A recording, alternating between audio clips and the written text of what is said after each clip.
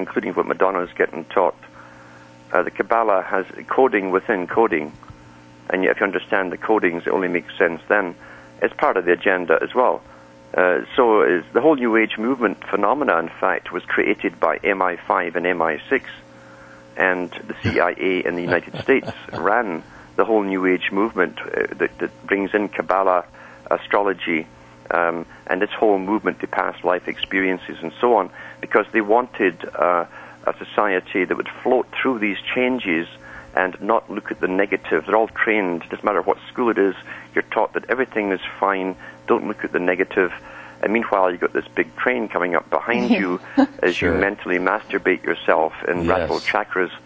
So that was an intended way of mind control. It works very well. Millions of people have succumbed to it.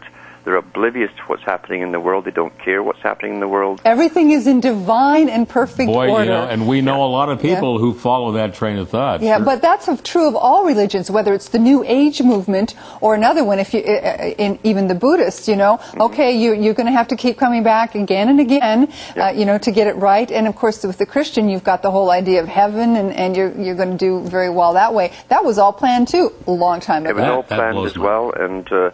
But the mandates of all high masonry, they have it written down there that they must destroy private property. It's the same as the Communist Manifesto, by the way. Private property, the end of all national religions, and the bringing forth of a new age religion. The main magazine of the Freemason Journal, the Scottish Rite of Freemasonry, in the 1950s, published their magazine, and it was called The New Age. And they said that they would be responsible for bringing in the New Age and the New Age religion as we came through this big transition that they knew was coming all that time ago. Now, what is Rosicrucianism, or what is that about? Because that seems to be tied into the first main branch to pop their heads up publicly in Europe, mainly at the court of the Queen Elizabeth I of England. Her court, John Dee, Francis Bacon, Francis Drake and others, Walter Raleigh, were members of the Rosicrucian Society. Again, elitist-based. They brought in, they mixed in with Christianity at that time, a little bit of Hinduism and a little bit of Kabbalah, and put this all together. That became the foundation for what we now call the New Age today. So that's the roots of it. But it was also behind it an elitist agenda. They believed they were the hidden masters, as they called themselves. Right. They believed that they'd only come to Earth to guide mankind that was too incapable of guiding himself, and that they would have to come here to order it, to make it perfect. They kept talking about a utopia.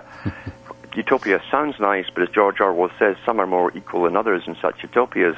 Yeah. And that's how it's going to be. Their utopia is where they can vastly reduce the population of the world. You see the standing guidestones in Georgia set up by Rosicrucians. It's chiseled in stone there that they want to reduce the world by over 3/4 of the population. Alan, we need to get to a commercial break. What a screwed up world we live in. When we come back, I want to ask you quickly, this is our final commercial break. We only have a short amount of time, about surveillance. I know you're in Canada, and surveillance and big is really bad here. And let's find out what it's like in your country. When we return, Alan Watt comes back.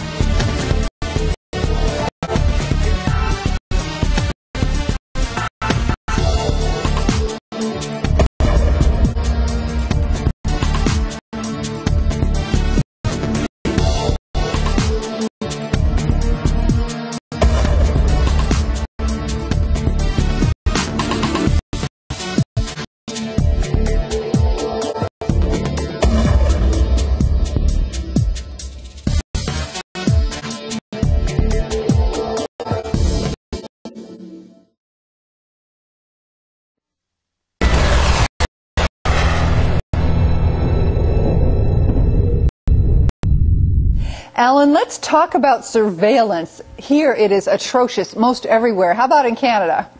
It's the same laws everywhere, yes. And what do you think we know that they're trying to influence our behavior by, even if they're not actually watching us, making us feel that we are being watched. That's the big thing. Yeah. How does this fit into the New World Order in a grand scale? I mean, will that make a difference in whether we accept this nonsense or not? It does. They're allocating money all the time, more funding. They're already monitoring everything on the internet. I know they're monitoring a lot of people's mails, including my own. That's your paper mail. And they eventually want to put tracking chips in the public. That this is admitted in major media. That'll be tracked by cell phones all around cities, wherever you go, and they'll know where you are at every moment. Right. So to get a totalitarian system working, everyone must be predictable. And they gather all information on you, what associations you belong to, who you meet with. And they've even admitted in the paper now they're doing it through your cell phones. That's finding true. where you go, your local library club or something like that.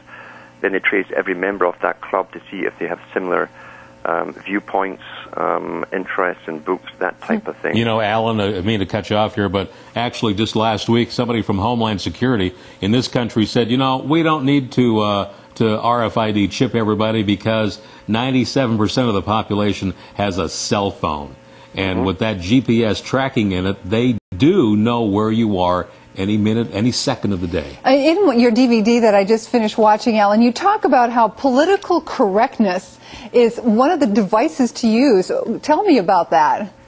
It's an amazing way. We know for a fact that Zbigniew Brzezinski and Bertrand Russell all talked about a new method coming in that would control the minds of the public, bring them to what they thought was their own conclusions, but in reality it was all being put to them through osmosis, through propaganda carefully worked out.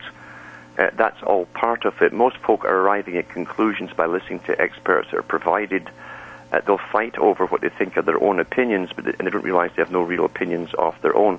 We're already under a scientific control of mind control, a whole matrix system. And that has reduced our tolerance for people, because people will say, oh, those Muslims or whatever, and they know absolutely nothing about them, but they use what they've heard, and it's just reduced tolerance. It's politically correct to be anti-Muslim, and that reduces tolerance. We need to say goodnight. There's no doubt about it. Again, the last remaining religion that has some kind of functioning society. We are dysfunctional now back here.